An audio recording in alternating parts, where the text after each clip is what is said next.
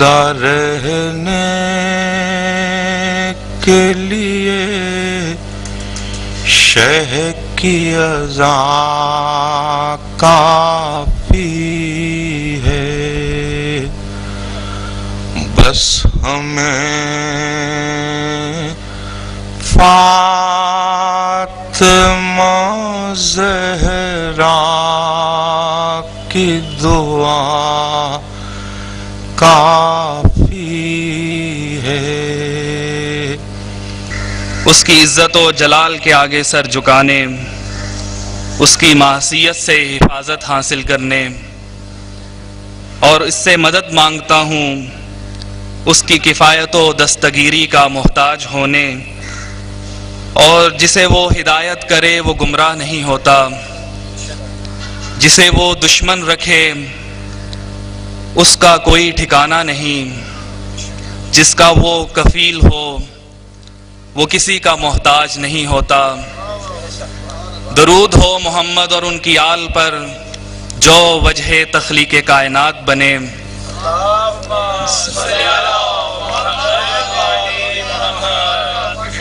عزاداران حسین، محرم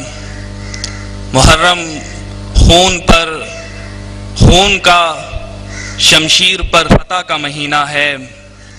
یہ وہ مہینہ ہے جو ہر نسل، ہر مکتبہ فکر سے تعلق رکھنے والے انسانوں کو یہ پیغام دیتا ہے کہ ظالم کے سامنے کبھی سر نہ جھکانا اور کبھی ذلت کو قبول نہ کرنا، کیونکہ ذلت کی زندگی سے عزت کی موت بہتر ہے۔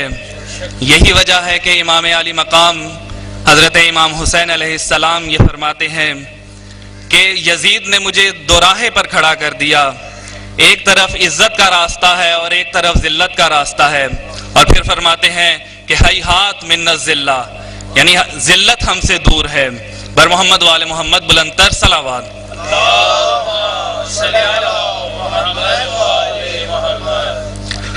غرور ٹوٹ گیا کوئی رتبہ نہ ملا، غرور ٹوٹ گیا کوئی رتبہ نہ ملا، جفا کے بعد بھی حاصل جفا نہ ملا، سرے حسین ملا ہے یزید کو لیکن شکست یہ ہے کہ پھر بھی جھکا ہوا نہ ملا، شکست یہ ہے کہ پھر بھی جھکا ہوا نہ ملا۔ بر محمد وآل محمد بلند تر صلوات۔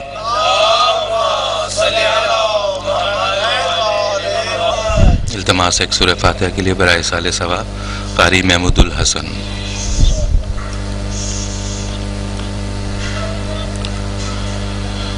زندہ رہنے کے لیے شہ کی اذان کافی ہے،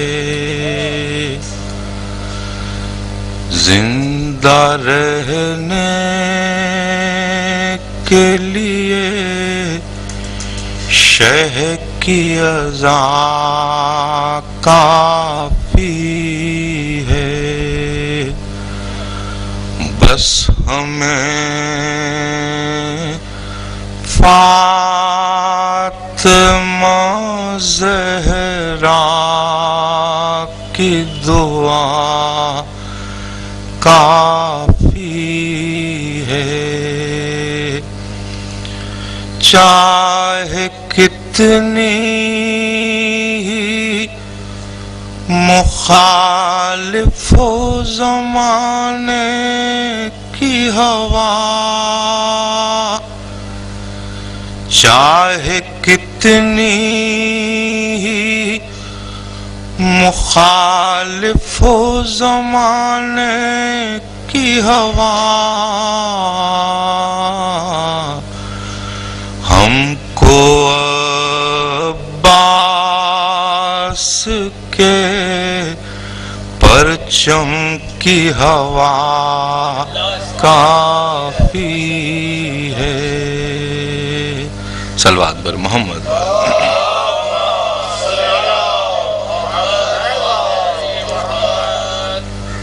آواز بلند صلوات۔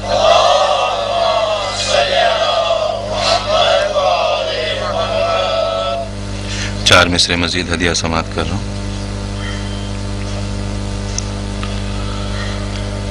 لفظ کی شکل میں احساس لکھا جاتا ہے، لفظ کی شکل میں احساس لکھا جاتا ہے، یعنی سیرابی کو بھی پیاس لکھا جاتا ہے، میرے جذبات سے واقف ہے قلم بھی میرا،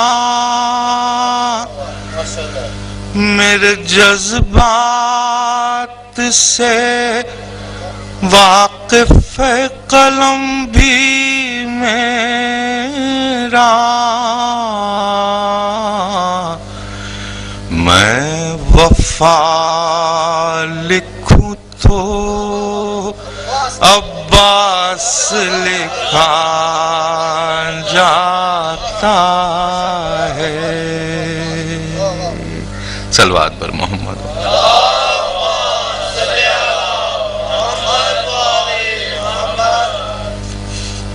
باری دیگر سب مل کے باواز بلند صلوات پڑھیں۔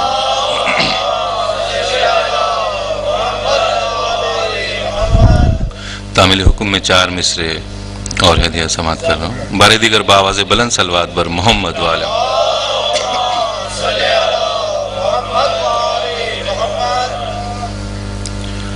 ہے در پا مصطفیٰ کی نیابت کو ناز ہے در پا مصطفیٰ کی نیابت کو ناز ہے، سبطین و فاطمہ طہارت کو ناز ہے۔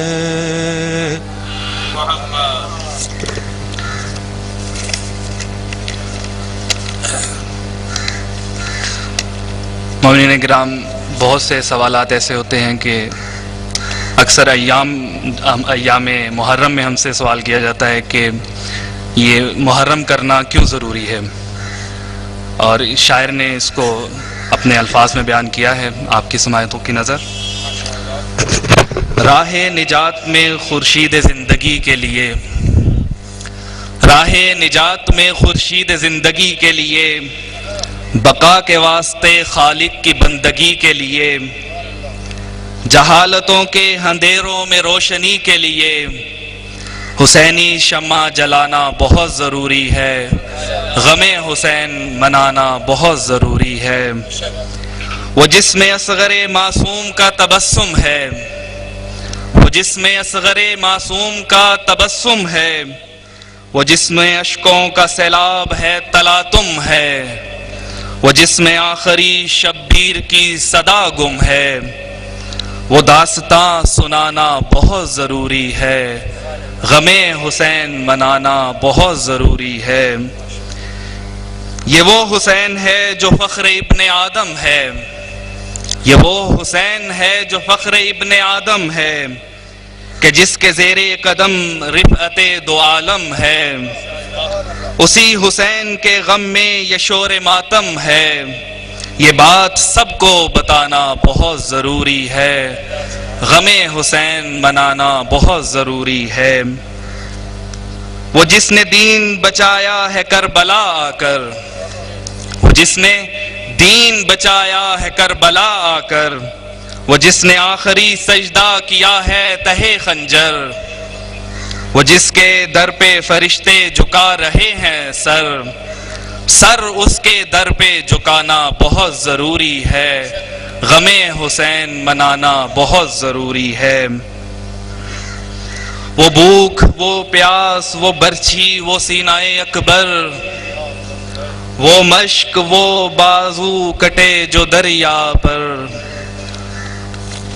وہ شہ کا آخری سجدہ، وہ شمر کا خنجر، ہر ایک کو یاد دلانا بہت ضروری ہے، غم حسین منانا بہت ضروری ہے۔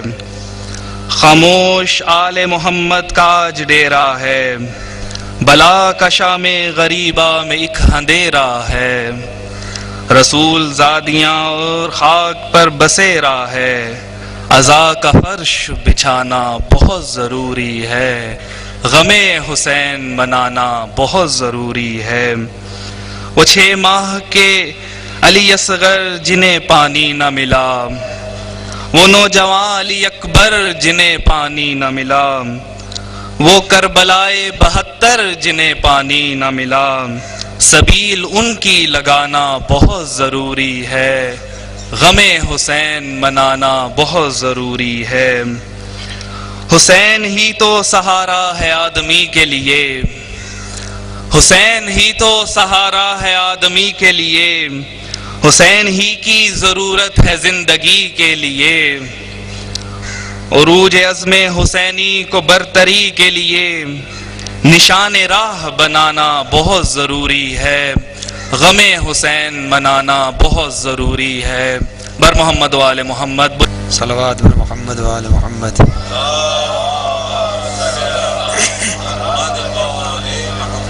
لا حول ولا قوة الا بالله العلي العظيم۔ اعوذ بالله من الشيطان اللعين الرجيم۔ بسم الله الرحمن الرحيم، الحمد لله رب العالمين، والعاقبة للمتقين والموحدين، والنار للعاصين والملحدين، والصلاة والسلام والتحية والإكرام على نبي الرحمة وشفيع الأمة، صاحب الوقار والسكينة، المدفون بأرض المدينة، العبد المعيد والرسول الممدد، المصطفى الأمجد المحمود الأحمد بالقاسم محمد،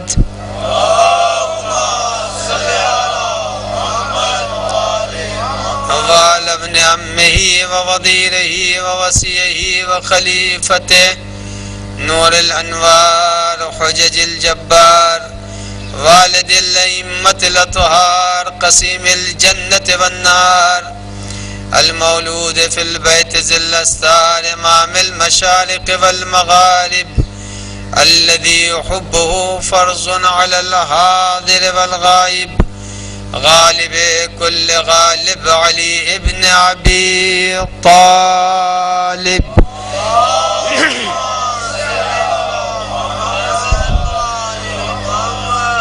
وعلى آله الطيبين الطاهرين المعصومين المنتجبين المخاطبين، لا سيما على بقية الله الأعظم حجة ابن الحسن المهدي،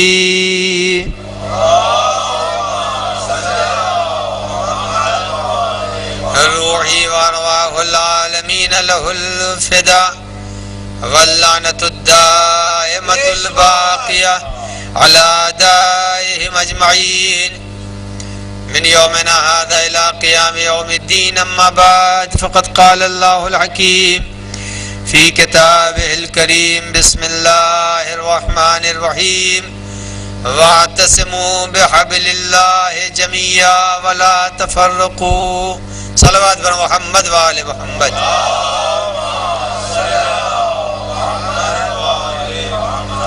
قبل اس کے کہ مجلس کا آغاز کروں گا، آپ حضرات سے گزارش کروں گا کہ ذرا آگے تشریف لائیں تاکہ جو مومنین بعد میں آ رہے ہیں انہیں نشست میں زحمت نہ ہو. ایک صلوات پڑھ کے آگے تشریف لائیں.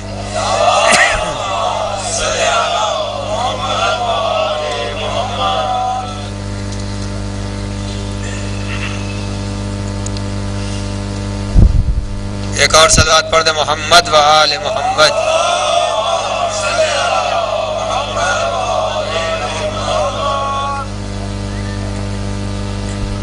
پروردگار عالم اپنی آسمانی اور آفاقی کتاب قرآن مجید میں انسانوں کے مزاج کے اعتبار سے وہ سارے حکم جبرائیل کے ذریعے بھیج چکا ہے جو ہونے والے ہیں یا ہو چکے ہیں یا زمانے کے کسی حصے میں ہوں گے. سب کا اس کے اندر حل موجود ہے. ساری باتیں قرآن نے محفوظ کر دی ہیں. بسا اوقات ایسا ہوتا ہے کہ عید نہیں آتی لیکن آدمی اس کا لباس پہلے تہیا کر لیتا ہے. تو جب آپ اپنے لیے لباس وقت سے پہلے تہیا کر لیتے ہیں تو ہدایت انسانی کے لیے رب العزت نے بھی اپنی کتاب میں وہ ساری چیزیں محفوظ کر دی ہیں جس کی ضرورت انسان کو آنے والے ضرور زمانے میں پڑے گی. اور جب آنے والے زمانے میں جس چیز کی ضرورت پڑے گی وہ قرآن کے اندر ہے. چونکہ قرآن کا دعویٰ ہے کہ لا رطب ولا یابس الا فی کتاب مبین. کوئی ایسی انسانی ضرورت کی چیز نہیں ہے جو قرآن کے اندر نہ ہو. ہے سب چیز لیکن بس فرق اتنا ہے کہ ان چیزوں کو نکال کے مارکیٹ میں لانے والا چاہیے. یہ ہمارے سامنے یہ دو لیپ ٹاپ رکھے ہوئے ہیں. اس کے اندر بہت سے ایسے ہیں, اس میں میں بھی ہوں, جو اس کے سارے ہنر سے بے خبر ہوں. یہ تو معلوم ہے کہ اس کے اندر اتنی صلاحیت پائی جاتی ہے لیکن ایک دست واقف کار چاہیے جو اس کو استعمال کر لے. اور اگر دست واقف کار ہے تو پھر اس کو استعمال کر سکتا, اور اگر دست واقف کار نہیں ہے تو دیکھتا رہے گا, اس کی عظمت کا اقرار کرے گا مگر خود اس کو کوئی فائدہ نہیں پہنچے گا. یہی حال قرآن مجید کا ہے. قرآن مجید میں انسانی زندگی کے سارے پہلوؤں کے حل رکھے ہوئے ہیں لیکن اگر دستے علم اگر اس تک پہنچ جائے گی تو وہ حقیقتوں کو نکال لیں گے, اور اگر دستے علم اس تک نہیں پہنچے گی تو اقرار کریں گے, چومیں گے اور رکھ دیں گے. بس اس سے زیادہ تو کچھ نہیں کریں گے. بس یہی ہے کہ چومیں گے. اب لیپ ٹاپ چوم نہیں رہے ہیں, دیکھ رہے ہیں حسرت سے, ہمیں تو آتا ہی نہیں ہے.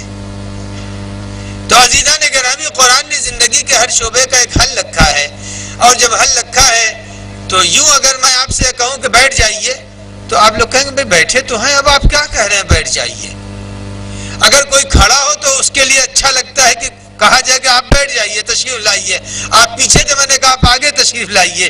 تو بس جس حالت میں آدمی نہیں ہوتا اس حالت میں لانے کے لیے کوئی بات کہی جاتی ہے. اب قرآن مجید کا یہ انداز پرانا ہے. قرآن نے اس آیت کریمہ کے اندر یہ فرما دیا کہ وَاعْتَصِمُوا بِحَبْلِ اللَّهِ جَمِيعًا وَلَا تَفَرَّقُوا. پتہ چلا افتراق و اختلاف انسان کے اندر پایا جاتا ہے, لہذا کہا اختلاف کو دور کرو, اتحاد کے جادے پر آ جاؤ. یہ قرآن کا ایک مزاج ہے. تو اب اگر کوئی بہت بڑا پارسا بھی بن جائے کہ نہیں ہم تو کسی سے جنگ نہیں کرنا چاہتے, تو آپ مزاج قرآن سے الگ بول رہے ہیں. تو اختلاف انسان کے مزاج میں رکھا ہے, اور جب اختلاف انسان کے مزاج میں ہے تو اسی وقت تک اختلاف انسان کرے گا جب تک مقصد اس کو نہیں معلوم ہو. اگر مقصد معلوم ہوگا تو اختلاف نہیں ہوگا. ہم نے دیکھا پرندے یوں یوں اڑتے ہیں لیکن شام کے وقت جب ان کو اپنی منزل معلوم ہوتی ہے سب ایک صف میں اڑتے ہوئے دکھائی دیتے ہیں, سب ایک صف میں دکھائی دے رہے ہیں. اب کوئی پرندہ ادھر نہیں جا رہا چونکہ ان کو اپنی منزل معلوم ہے. تو اختلاف اسی وقت تک ہوگا جب تک انسان کو اپنی منزل کا پتہ نہیں چلے گا, اور جب منزل معلوم ہو جائے گی تو اب ایک ہی صف میں کھڑے ہو گئے محمود و ایاز. اب پتہ چلا اب سارے فرق مٹ گئے, اب کچھ نہیں ہے. آپ یہ دیکھیے سارے اختلاف ہے, سڑک کے اوپر چلنے میں سب اختلاف ہے, مگر جب نماز جماعت کا مسئلہ آیا تو اب کوئی اختلاف نہیں ہے, اس لیے کہ کعبہ سب کی نظر کے سامنے ہے. جب کعبہ نظر کے سامنے رہتا ہے تو اختلاف نہیں ہوتا, جب نظروں سے کعبہ اوجھل ہوگا تبھی اختلاف ہوگا. تو آج دنیا میں جتنے اختلافات پائے جا رہے ہیں سارے اختلاف کی وجہ یہی ہے کہ نہ بیت یاد ہے نہ اہل بیت یاد ہے. اگر بیت اور اہل بیت یاد رہے تو اختلاف نہیں ہوگا. یہ سارے اختلاف کی وجہ ہے کہ نہ بیت یاد رہ گیا نہ پیغام اہل بیت یاد رہ گیا. دونوں اگر انسان کے ذہن میں ہے تو انسان کبھی اختلاف نہیں کرے گا. اور اختلاف اندر ایک فطرت ہے انسان کی فطرت ہے اختلاف کرنا، لیکن ہر فطرت کے تقاضوں کو آدمی پورا نہیں کرتا. کون سا ایسا آدمی ہے جس کے اندر اللہ نے جذبے اور خواہشات نہیں رکھے ہیں، لیکن جذبے اور خواہشات کو بے مہار کر دے گا تو حیوان بن جائے گا، اور اگر اپنے جذبے اور خواہشات کو مہار میں رکھے گا تو مسلمان بن جائے گا. اپنے جذبات کو بے مہار نہیں ہونا چاہیے. اختلاف تو ہے انسان میں. اب کس کی خواہش نہیں ہے کہ ہم بہت بڑے امیر بن جائیں، بہت بڑے دولت مند بن جائیں، لیکن خواہش اپنی جگہ کے اوپر ہے. خواہش کہتی ہے امیر بن جاؤ، لیکن چوری سے روک رہی ہے. چوری نہ کرنا، غصب نہ کرنا، دوسروں کے حق کو نہ لینا. تو اب پتہ چلا خواہشات اپنی جگہ پر جمع آوری کی طرف دعوت دے رہی ہے، مگر اسلام کہتا ہے چوری بری چیز ہے، اسلام کہتا ہے غصب بری چیز ہے. تو خواہشات کو جب قانون اسلام کے حصار میں رکھا جائے گا تو انسان صحیح مسلمان بنتا ہے. اور اگر انسان کو صحیح حصار اسلام کا نہ ملے تو ٹیڑھا بھاگا انسان بن جائے گا، جو بن رہے ہیں آج. انسان جتنے بھی آج اختلاف کر رہے ہیں اس کی ایک وجہ یہی ہے کہ قرآن کا پیغام بھول چکے ہیں. اور جب قرآن کا پیغام آدمی بھول جائے گا تو اس کے معنی یہ ہے کہ جس کے سامنے کتاب ہی نہیں ہوگی. ہم نے تو نہیں دیکھا اندھیرے میں آدمی، لائٹ تو یہاں بھی جاتی ہے نا بھائی، اندھیرے میں اگر یہاں کے اوپر لائٹ اچانک چلی گئی تو اب ایمرجنسی لائٹ تلاش کرنے میں اب ایک مرتبہ ہاتھ نہیں جاتا، ذرا ادھر ادھر جاتا ہے. یعنی جہاں اندھیرا ہوگا وہاں ٹکراؤ ہوگا، اور جہاں روشنی ہوگی وہاں برجستہ آدمی اس چیز کو لے لے گا. تو اندھیرے کی علامت یہ ہے ادھر ادھر جانا. تو اگر کتاب انسان کے درمیان اور انسان کی زندگی میں رائج ہے تو اختلاف نہیں ہونا چاہیے. بھائی اختلاف کس بات کا کر رہے ہو؟ اختلاف کس بات کا ہے؟ اللہ نے رفع اختلاف ہی کے لیے تو فرمایا ہے لو کان فیہما آلہۃ الا اللہ لفسدتا. اگر دو خدا ہوتے تو دو گروپ بن جاتے، لیکن اللہ نے کہا نہیں، ایک رکھوں گا تو سارے ماننے والے ہمیں مانے.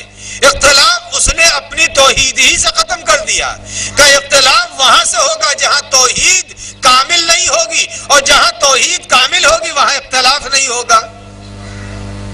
توحید دلیل ہے. اگر حقیقت توحید واضح ہو گئی تو معلوم یہ ہوا کہ آدمی کے اندر اختلاف نہیں ہوگا. عزیزان گرامی، یہ سارے اختلاف اسی لیے دنیا میں ہیں کہ انسان نے اصل کتاب کی حقیقت کو فراموش کر دیا. جو روح کتاب تھی، روح کتاب کی حقیقت کو فراموش کر دیا، روح کلمہ کو فراموش کر دیا. یہ آپ یاد رکھیے، اگر انسان روح کلمہ سمجھ جائے تو اس کے بعد پھر مسئلہ آسان ہو جائے گا، پھر اختلاف نہیں ہوگا.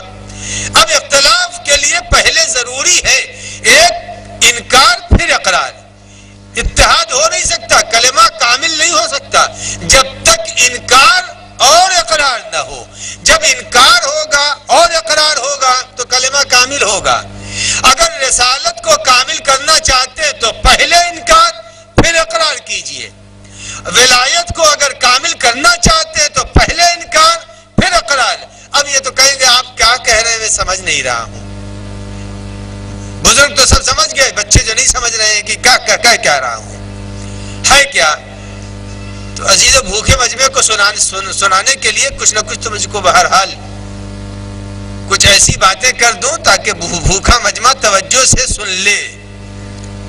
عزیزو یاد رکھیے گا، کامل دین اسی وقت ہوگا جب ایک انکار ہوگا اور ایک اقرار ہوگا. توحید کامل کب ہوتی ہے؟ آج جو اختلاف کی وجہ ہے اس کی وجہ یہی ہے کہ آدمی ہر چیز کا اقرار کر رہا ہے. ہر چیز کے اقرار سے نہیں کام چلے گا. اب میں اپنی بات کو ذرا سا وضاحت کر دوں تاکہ یہ جو نوجوان بیٹھے ہوئے ہیں، آپ توحید کے قائل ہیں کہ نہیں قائل ہیں؟ توحید کے قائل ہیں نا، اور جب توحید کے قائل ہیں تو توحید میں جتنے جعلی اور نقلی خدا ہیں پہلے انکار کرنا پڑے گا۔ لا الہ، لا الہ کے معنی کیا ہے؟ جتنے بھی پتھر ہے، لات ہے، حبل ہے، فلاں ہے، دھماکہ ہے، درخت ہے، سورج ہے، چاند ہے، پتھر ہے، اب جتنے بھی ہیں سب کے پہلے انکار کیجئے کہ نہ پتھر خدا ہے، نہ چاند خدا ہے، نہ دریا خدا ہے، نہ درخت خدا ہے، نہ لات خدا ہے، نہ حبل خدا، کوئی خدا نہیں۔ تو پہلے انکار کرنا پڑے گا نا لا الہ، یعنی کوئی خدا نہیں ہے۔ جب پہلے آپ نے انکار کیا، پہلے انکار کیا، انکار کے بعد آپ کو اقرار کرنا پڑے گا۔ جب انکار کے بعد اقرار کریں گے تو توحید کامل ہوگی۔ اب تو واضح ہو گئی بات، توحید کب کامل ہوگی؟ جب آپ کو نقلی اور جعلی خداؤں کا اقرار نہیں کرنا، انکار کرنا ہے۔ نقلی کوئی خدا نہیں، ہم پتھر کو خدا نہیں مانتے، ہم درخت کو خدا نہیں مانتے، ہم سورج اور چاند کو خدا نہیں مانتے۔ آپ کے تو خیر نہیں مانا جاتا، ہمارے ہاں تو مانا جاتا ہے۔ ہمارے ملک میں تو چاند بھی خدا ہے، سورج بھی خدا ہے۔ لہذا عزیزو پہلے سارے خداؤں کی نفی ہوگی تب توحید کامل ہوگی۔ تو پتہ چلا کہ اگر انسان کو روح توحید کو بڑھانا ہے تو خدا کے جعلی اور نقلی اور فرضی جتنے بھی معبود ہیں سب کا انکار کر دیجئے، اس کے بعد ایک خدا کا اقرار کیجئے۔ اسی طرح سے نہ جانے مسلمہ کذاب نے نبوت کا دعویٰ کیا، متنبی نے دعویٰ کیا، اس نے تو قرآن بھی اپنا بیان لیا تھا متنبی نے۔ والنجم السیار، اس کے قرآن کی آیت ہے یہ، والنجم السیار والفلک الدوار واللیل والنہار ان الکافر لفی اقتار۔ اگر میں نہ بتاؤں تو سب قرآن سمجھیں گے اس کو، اگر میں نہ بتاتا کہ یہ متنبی کا قرآن ہے تو سب اس کو قرآن کی آیت سمجھتے۔ وہ کہہ رہا والنجم السیار والفلک الدوار واللیل والنہار ان الکافر لفی اقتار۔ تو اب بتائیے جب نبوت پیغمبر کی ماننی ہے تو مسلمہ کذاب کا انکار کرنا پڑے گا، متنبی کا انکار کرنا پڑے گا، یعنی ہر نقلی نبیوں کا جب انکار کر لے گا تب محمد رسول اللہ سامنے آئیں گے، اس کے پہلے نہیں محمد سامنے آ سکتے۔ تو توحید نقلی خداؤں کے انکار کا نام ہے اور رسالت نقلی خداؤں کے انکار کا نام ہے۔ اور اسی طرح جب سلسلہ آگے بڑھے گا تو جب ولایت کا مرحلہ بھی آئے گا تو وہاں کے اوپر بھی یہی ہے، پہلے انکار ہے پھر اقرار ہے۔ اب عزیزو دعوت توحید دے رہا ہے قرآن، اور کیا کہہ رہا ہے قرآن؟ وَاعْتَصِمُوا بِحَبْلِ اللَّهِ جَمِيعًا، دیکھو اللہ کی رسی کو مضبوطی سے پکڑ لو اور اس میں کوئی افتراق نہ کرو۔ اچھا میں نے تو بھائی جو 4-6 مقامات ہیں وہاں کے اوپر جا کے دیکھا جو اسلامی ہے، کہیں کوئی رسی مجھے دکھائی نہیں دی، کہیں کوئی رسی لٹکتی ہوئی نہیں دکھائی دی جس کے بعد ہم یہ کہیں بھائی رسی پکڑ لو۔ وَاعْتَصِمُوا بِحَبْلِ اللَّهِ جَمِيعًا، اللہ کی رسی کو پکڑ لو، اس کا ترجمہ یہی ہے۔ تو اب رسی دیکھیے دو چیزوں سے ہوتی ہے، رسی جب بھی بنائی جائے گی تو بٹی ہوئی رسی ہوتی ہے، اسی میں استحکام و مضبوطی پائی جائے گی، ایک اہلی رسی کام نہیں دیتی۔ دو بٹی ہوئی رسیاں اگر ہیں تو اس میں استحکام پایا جائے گا، وہ مضبوط ہوتی ہے۔ اب رسی سے مراد رسی نہیں ہے، یہ بلاغت قرآن ہے، یہ کوئی رسی نہیں ہے جو آپ نے کہیں کے اوپر سمجھ لیا ہے کہ ٹنگ رہی ہوگی، لٹک رہی ہوگی، یہ کوئی کرین نہیں ہے۔ ارے عزیزان گرامی یہ بلاغت قرآن ہے، پیغمبر نے اسی بلاغت کی طرف اشارہ کیا ہے، انی تارک فیکم الثقلین، میں دو چیزیں چھوڑے جا رہا ہوں، ایک قرآن ہے اور ایک اطرت ہے، اگر تم دونوں سے متمسک رہو گے کبھی گمراہ نہیں ہوگے۔ نعرہ تکبیر، نعرہ رسالت، نعرہ حیدری، مشنود محمد و آل محمد صلوات۔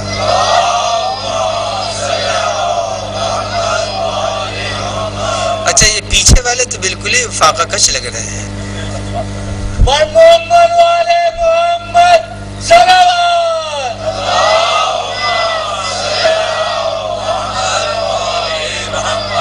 نیاز میں نے بھی نہیں کھائی ہے، یہ یاد رکھے سارے مجمع کے ساتھ میں بھی ایسے ہی ہوں، لیکن جیسے جی لگا کے صلوات تو بھیجیے۔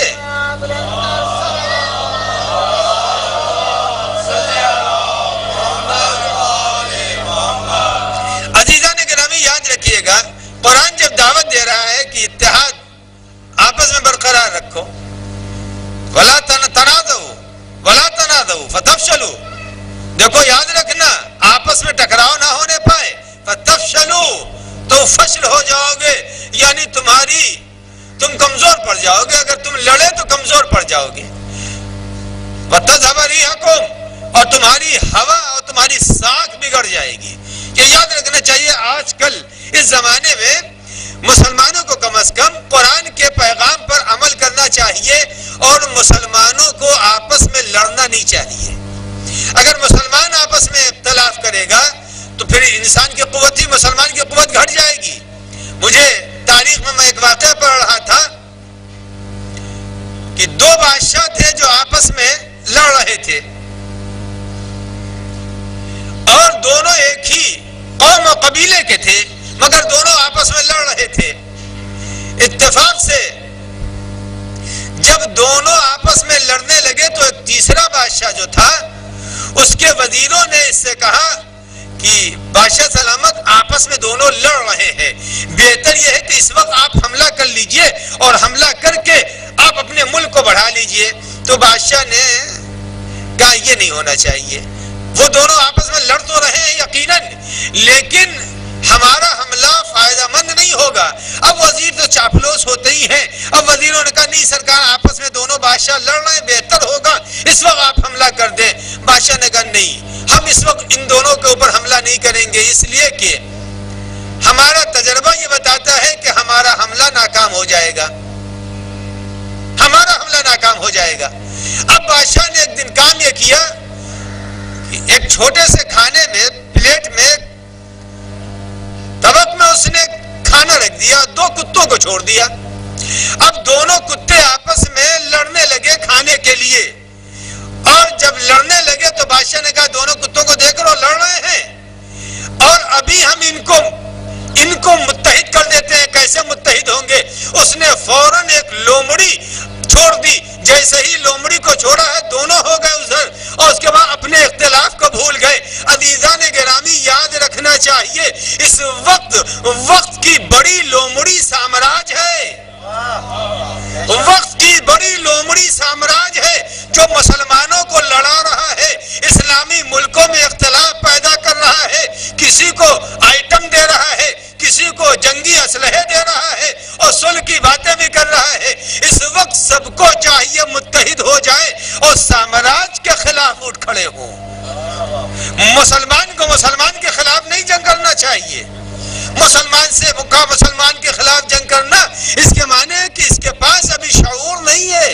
اگر شعور ہوتا تو مسلمان کبھی جنگ نہیں کرتا، اس لیے کہ مسلمان کہتے ہی اس کو ہیں جہاں سلم پایا جائے، جہاں آشتی پائی جائے، جہاں صلح پائی جائے۔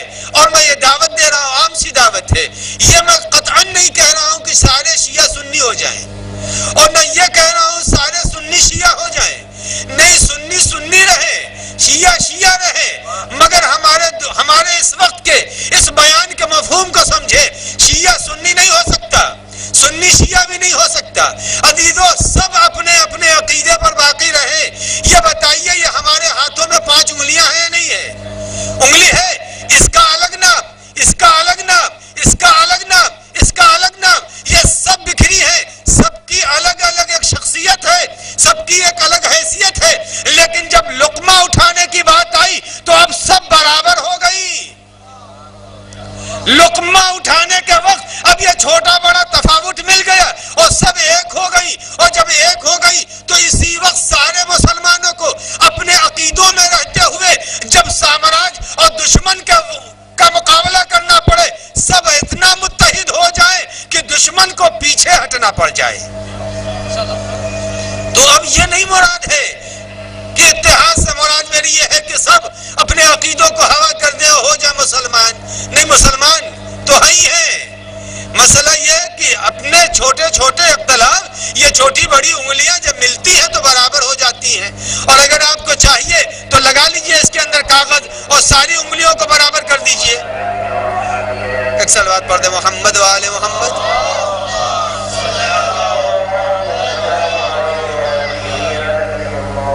ایک اور صلوات پڑھ دے محمد و آل محمد۔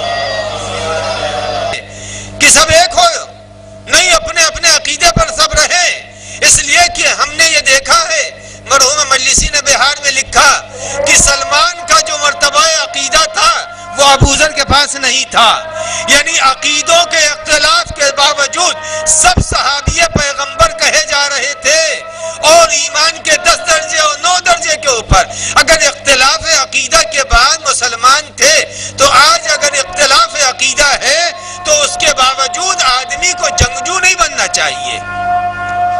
ایک صلوات پڑھ دیں محمد وآل محمد۔ اتحاد کی طرف بڑھو، وَاعْتَصِمُوا بِحَبْلِ اللَّهِ جَمِيعًا وَلَا تَفَرَّقُوا، اور تم آپس میں اختلاف نہ کرو۔ اگر تم نے اختلاف کیا فَإِن تَنَازَعْتُمْ فِي شَيْءٍ فَرُدُّوهُ إِلَى اللَّهِ وَإِلَى الرَّسُولِ، اگر تم نے کہیں اختلاف کیا تو اختلاف کو رسول کی طرف لے جاؤ۔ پیغمبر جہاں تم کو متحد کر دے اس کے اوپر متحد ہو جاؤ۔ تو اب اختلاف آئین قرآن نہیں ہے، قرآن کی دعوت یہی ہے کہ متحد رہو۔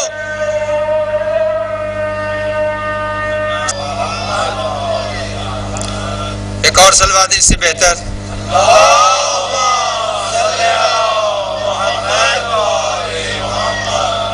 تو آپ نے پہچانا قرآن کا پیغام کیا ہے۔ قرآن کہہ رہا وَاعْتَصِمُوا بِحَبْلِ اللَّهِ جَمِيعًا وَلَا تَفَرَّقُوا، کہتے ہیں تم سب متحد ہو جاؤ اور اختلاف کو ختم کر دو۔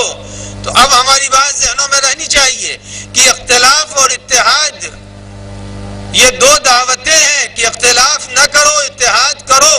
اور ہماری مراد اتحاد سے نہیں کہ سارے سنی شیعہ ہو جائیں اور سارے شیعہ سنی ہو جائیں، بلکہ جیسے میں نے مثال دی کہ جیسے یہ انگلیاں بکھری ہیں مگر جب لقمہ اٹھانے کی بات آئی تو سب متحد ہو گئی۔ اس وقت ضرورت ہے کہ سامراج کے مقابلے میں کھڑا ہو جائے۔ مسلمان اگر سامراج کے مقابلے میں کھڑا ہو جائے تب یہ اتحاد ہے۔ عزیزو، آپس میں ایک دوسرے کی جانیں لینا یہ اسلام کے خلاف ہے۔ اسلام اس کی دعوت نہیں دے رہا ہے۔ اسلام تو کہہ رہا کہ متحد ہو جاؤ۔ کب انسان ایک دوسرے کی قتل کی اجازت دیتا؟ انسان اسلام قتل کی اجازت نہیں دیتا۔ تھوڑے بہت اگر اختلافی نظریات ہیں تو ان اختلافی نظریات کی بنیاد پر آدمی خونخوار نہ بنے۔ عربی میں شجر کہتے ہیں درخت کو، شجر مانے درخت۔ شجر کو شجر کیوں کہتے ہیں؟ بڑے تو سب جانتے ہیں، بچوں کو بتا دوں، شجر کو شجر اس لیے کہتے ہیں، اسی سے ہے مشاجرہ، اسی سے ہے تشاجر۔ شجر کے معنی ہوتے ہیں آپس میں شاخیں ایک دوسرے سے ٹکراتی رہتی ہیں، یعنی ساری شاخیں الگ ہیں لیکن آپس میں جب تیز ہوا چلی تو ایک دوسرے سے ٹکرائی اور اس کے بعد پھر سایہ بن گئی۔ تو اب پتہ چلا کہ مسلمان واقعی وہی ہے۔ اگر اختلاف ذرا مرا ہو جائے تو اس کے معنی یہ نہیں کہ ٹوٹ جائے، بلکہ اختلاف کے رفع کرنے کی کوشش کرے، اتحاد کی طرف جائے۔ جیسے ایک درخت کی شاخیں مختلف ہیں لیکن جب وہ آپس میں ہیں درخت بن گئی تو سایہ فگن بن گئی۔ آج ضرورت ہے کہ مسلمان متحد ہو کر کے اور سایہ فگن بن جائے ان لوگوں کے لیے جو لوگ اس وقت مسلمان ہیں اور بے سہارا ہیں۔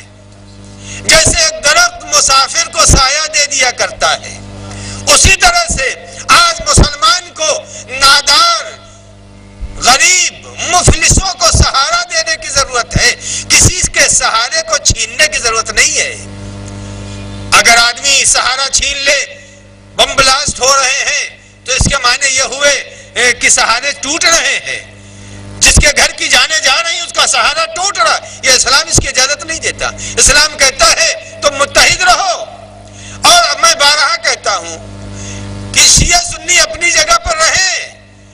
جیسے آپ نے دیکھا کہ ایک قینچی کے دو الگ الگ پھل ہیں، جب دونوں قینچی کے پھل ملتے ہیں تب کوئی چیز کٹتی ہے۔ عزیزوں، دونوں مل جائیں اور ملنے کے بعد جب سامراج ان کے راستے میں آئے تو اسے کاٹ دیں، استعمار کی سازشوں کو کاٹیں۔ اور جب تک استعمار کی سازشوں کو کاٹیں گے نہیں اس وقت تک مسلمان ذلیل ہوتا رہے گا، مسلمان ذلیل سے ذلیل تر ہوگا۔ ضرورت ہے کہ مسلمان اپنے کو اونچا کرے اور امام حسین علیہ السلام کی قربانی اسی لیے تو تھی تاکہ انسان اپنے کو اونچا کر لے، مسلمان اونچا ہو جائے۔ یہ قربانی امام حسین اسی لیے ہے تاکہ انسان کا وقار بڑھے، اور ظالم ڈکٹیٹر بے دین کے سامنے جھکنا انسان کو ذلیل کر دیتا ہے۔ یزید ڈکٹیٹر تھا، بے دین تھا، شرابی تھا۔ جب یزید ایسا تھا تو ایسے ڈکٹیٹر کے سامنے جھکا نہیں جاتا، جان چلی جائے چلی جائے۔ آج بھی بہت سے ایسے یزید نما ہیں، ڈکٹیٹر، جو مسلمانوں کو جھکانے کی کوشش کر رہے ہیں۔ عزیزو، فاقہ کر لو مگر سامراج کے چنگل میں نہ جاؤ۔ فاقہ کر لو مگر سامراج کی سازشوں کو پہچانو۔ سامراج سازشیں کر رہا ہے، اور جب سامراج سازشیں کر رہا ہے تو ہوشیار قوم وہی ہے جو سازش کو سمجھ جائے۔ کہا ابلیس کی سازش تھی، جو ابلیس کی سازش یزید کی شکل میں سامنے آئی تھی، امام نے سمجھ لیا یہ سازش اگر کامیاب ہو گئی تو آدم کی شکست ہے، اگر یہ سازش کامیاب ہو گئی تو نوح کی شکست ہے، اگر یہ سازش کامیاب ہو گئی ابراہیم و موسیٰ اور عیسیٰ کی شکست ہے۔ امام حسین نے ابلیسی سازش کو سمجھا اور یزید کا مقابلہ کیا، اور یزید کو شکست دی۔ جب دے دی تو حسین وارث آدم بھی بن گئے، حسین وارث نوح بھی بن گئے، حسین وارث ابراہیم بھی بن گئے، حسین وارث موسیٰ اور عیسیٰ بھی بن گئے۔ ایک صلوات پڑھ دیں محمد و آل محمد۔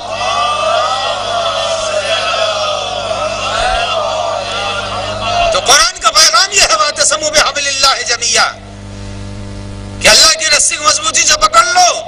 اور جیسا میں نے کہا، رسی سے مراد کوئی آسمان سے رسی نہیں لٹک رہی ہے، بلکہ رسی سے مراد انی تارک فیکم الثقلین، دو چیزیں چھوڑا جا رہا ہوں۔ قرآن یہ اتحاد کی جگہ ہے۔ اگر تم اختلاف کر رہے ہو تو تمہارے پاس کتاب نہیں ہے، اور کتاب نہیں ہے تو جہالت ہے، اور جب جہالت ہے تو ٹکراؤ ہے، اور جب تمہارے پاس سیرت نہیں ہے تو جب سیرت نہیں ہے تو بہکو گے۔ جب کسی کے پاس نقشہ ہی نہیں ہوگا لاہور کا تو جب وہ چلے گا تو کبھی اس گلی میں جائے گا، کبھی اس گلی میں جائے گا، لیکن جس کے پاس نقشہ ہوگا جب وہ چلے گا تو اس نقشے کے ساتھ ساتھ منزل تک پہنچے گا۔ اہل بیت کی سیرت کا نقشہ لے لو، قرآن کے پیغام کو لے لو، دونوں کو لینے کے بعد اب انسان کے پاس کچھ بھی نہیں رہ گیا اختلاف کے لیے۔ عزیزو، اسی کا نام ہے کربلا، صرف اور صرف اتحاد کا پیغام دے رہی ہے۔ اتنا بڑا اتحاد امام حسین کی صف میں قائم ہو گیا کہ اتنا بڑا اتحاد تاریخ میں نہ ملا ہے، نہ اس کی کوئی ابھی تک زندہ نمایاں مثال مل سکتی ہے۔ بھرے دسترخوان پر تو سبھی بیٹھ جاتے ہیں، مگر جب پانی بند ہو اس وقت کوئی ساتھ دے دے، یہ بہت بڑی بات ہے۔ جس وقت نعمتیں برس رہی ہوں اس وقت تو بہت سے آ جاتے ہیں، لیکن جس وقت تیروں کا مہ برس رہا ہو اس وقت اگر کوئی ساتھ دے تو وہی سچا ہے، وہی پختہ ہے۔ عزیزو، قرآن یاد دلا رہا ہے۔ ایک آیت ہے سورہ مبارک دخان میں، اس کے بعد آپ کی زحمت کو ختم کر دوں گا۔ قرآن مجید ارشاد فرما رہا ہے کہ فما بکت علیہم السماء والارض وما کانوا منذرین، وما کانوا منذرین، نہ تو زمین روئی نہ آسمان رویا فرعون کے مرنے پر، اور نہ ان کو اجازت دی گئی کہ روئیں آنسو بہائیں۔ یعنی آنسو وہ بہاتا ہے جس کا مرنے والے سے کوئی رشتہ ہوتا ہے۔ آسمان کا رشتہ حسین سے تھا، صاحب معراج کا نواسہ تھا۔ زمین کا رشتہ حسین سے تھا کیونکہ ابو طراب کا بیٹا تھا۔ چاند کا رشتہ حسین سے تھا کہ نانا کی انگلیوں سے دو حصوں میں تقسیم ہوا تھا۔ سورج کا رشتہ حسین سے تھا، بابا کی نماز کے لیے پلٹا تھا۔ اب حسین سے کائنات کا رشتہ تھا، ستارہ در زہرہ پر آیا تھا، لہذا ستارے کا رشتہ حسین سے تھا۔ عزیزو، جب حسین کا رشتہ کائنات سے تھا تو کائنات جب حسین کا یوم شہادت آئے گا تو دنیا روئے گی۔ آپ دیکھیں انٹرنیشنل لیول کے اوپر حسین کا غم منایا جا رہا ہے۔ نہ قید یورپ کی ہے، نہ امریکہ کی ہے، نہ افریقہ کی ہے، چونکہ سکینہ کو رونے نہیں دیا گیا، چونکہ رباب کو رونے نہیں دیا گیا، لہذا یا حسین کی آواز آج ساری دنیا سے بلند ہو رہی ہے۔ عزیزو، آج یہی وقت ہے اور آج کربلا میں عاشور بھی ہے۔ ہمارے ہاں نویں محرم ہے لیکن کربلا میں عاشور ہے۔ یہی تو وہ ہنگام ہے جس وقت جناب زینب نے معرکہ کارزار میں حسین کی جنگ کو دیکھا تھا، وہ جنگ کرتے کرتے جب فاطمہ کا لال زینب کی نظر سے اوجھل ہو گیا تو ایک مرتبہ بے چین بہن خیمے سے باہر نکلی اور تلے زینبیہ پر آئی ہے، اور آنے کے بعد بلندی پر اب بھائی کو چاہتی ہے کہ دیکھے، مگر بھائی راہوار پر نظر نہیں آتا۔ جب نظر نہیں آتا تو حسین کو دیکھنے کے لیے شہزادی بے چین ہے، آواز دیا ماں جائے تم کہاں ہو؟ ارے جب زینب کی آواز حسین کے کانوں میں پہنچی تو زمین کربلا پر امام تھے، اپنی ساری قوت کو اکٹھا کیا، اکٹھا کرنے کے بعد ایک جملہ کہا، اے بہن ارجعی الی الفستان، زینب خیمے میں چلی جاؤ، اے بہن گلے کے کٹنے کا وقت ہے۔ زینب بھائی کے کہنے سے خیمے میں تو چلی گئی، مگر اب زینب جب خیمے میں پہنچی ہے تو ایک مرتبہ زمین کربلا کو جھٹکے لگے۔ زینب نے زمین کربلا کے جھٹکے کے بعد سید سجاد کو جگایا، اے بیٹا ارے ذرا بیماری سے چونکو تو، اب جو بیمار چونکا ہے تو زمین کربلا ہل رہی تھی، کہے پوپے اماں ذرا خیمے کا پردہ ہٹائیے۔ ارے جو پردہ ہٹا تو سید سجاد نے دیکھا نو کے نیزہ ہے، باپ کا سر بلند ہے۔ ارے آواز دیا السلام علیکہ یا ابا عبداللہ، اے بابا یتیم کا سلام لے لو۔ ارے حسین کا ادھر سر بلند ہوا، ارے خیموں کی طرف دشمن بڑھے، خیموں میں آگ لگی، مسند نبوت جلائی گئی، چادریں چھینی گئی۔ حمید کہتا ہے ارے ایک مرتبہ میں نے دیکھا جلے خیمے سے ایک بچی دوڑتی ہوئی نکلی، میں نے پوچھا اے بچی تم کہاں جا رہی ہو؟ تو بچی نے کہا ارے میں حسین کی سکینہ ہوں، ارے میں اپنے بابا کی لاش کی طرف جا رہی ہوں تاکہ بتا دوں اے بابا تمہارے بعد سکینہ نے تماچے کھائے، اے بابا تمہارے بعد سکینہ کے گوشوارے چھینے گئے، اے بابا کیا یتیمی اسی کو کہتے ہیں؟ اے بابا میرے دامن میں آگ لگی ہے۔ سيعلم الذين ظلموا أي منقلب ينقلبون لعنة الله على القوم الظالمين۔ الہی بحق محمد و آل محمد علیہ السلام قلب امام کو راضی و خوشنود فرما، ظہور امام میں تعجیل فرما، پالنے والے حالات حاضرہ میں مومنین کی جان و مال و عزت و آبرو کی حفاظت فرما، دشمنان اسلام کو نیست و نابود فرما۔ الہی بحق محمد و آل محمد علیہ السلام جو اس بزم میں صاحبان حاجت ہے، یہ جہاں تک میری آواز جا رہی ان سب کی حاجتوں کو روا فرما۔ پالنے والے جو اس سال اسعدائے امام حسین میں شریک نہیں ہے ان کے ارواح کو آل محمد کے ساتھ محشور فرما۔ الہی بحق محمد و آل محمد جو بے روزگار ہیں برسر کار فرما، جو بے اولاد ہیں انہیں صاحب اولاد فرما، پالنے والے مریضوں کو شفا عنایت فرما۔ الہی واسطہ جو صاحبان دختر ان کو بار سے بحسن خوبی سبکدوش فرما، جن کی روزیاں کم ہیں ان کی روزیوں میں اضافہ فرما۔ الہی واسطہ ہے شب اول قبر ہم سب کو اہل بیت کی زیارت اور شفاعت نصیب فرما، ہم سب کے قبروں کو منور فرما۔ الہی واسطہ ہے پیغام اہل بیت پہنچانے کی توفیق و توانائی عنایت فرما، بحق محمد و آلہ الطاہرین۔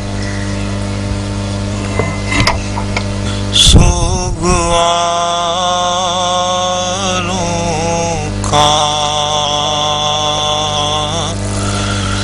غریب دیتے ہیں پرسا تمہارے پیاروں کا سلام پر جنہیں شرم کھائے جاتی ہے کھلے سروں پر سیری کی خار آتی ہے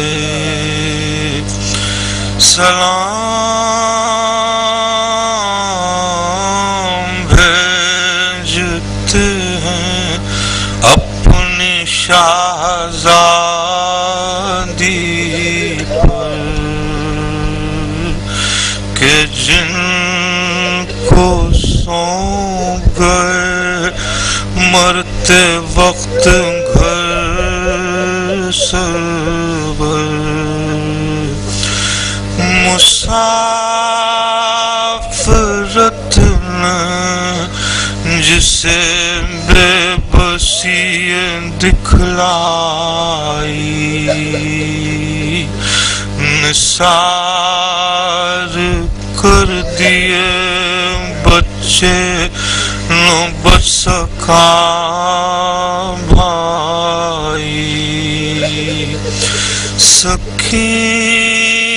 سکینہ بی بی تمہارے غلام حاضر ہیں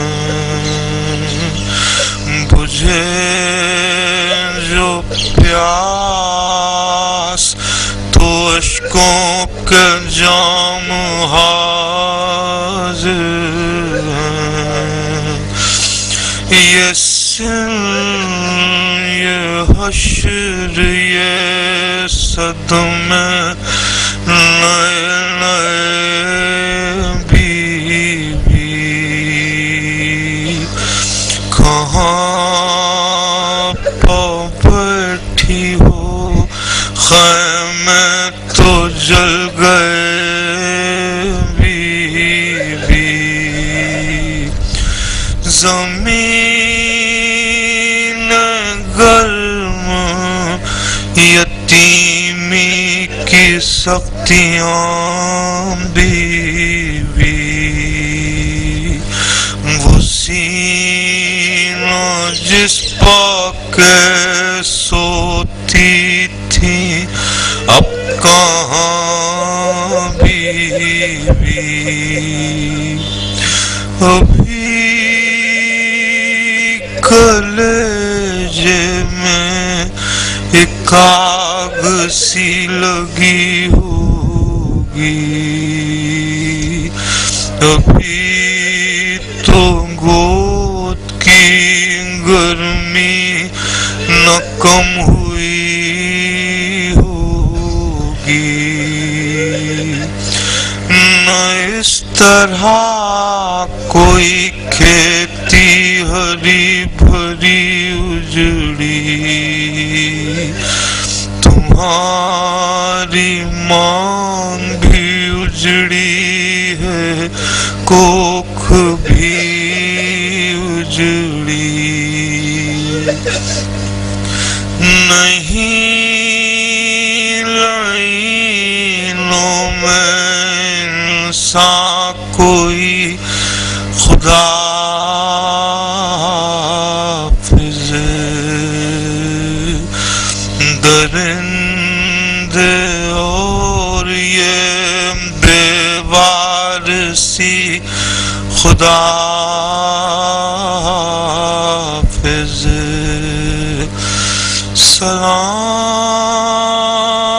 سلام محسن اسلام خستہ تن لاشو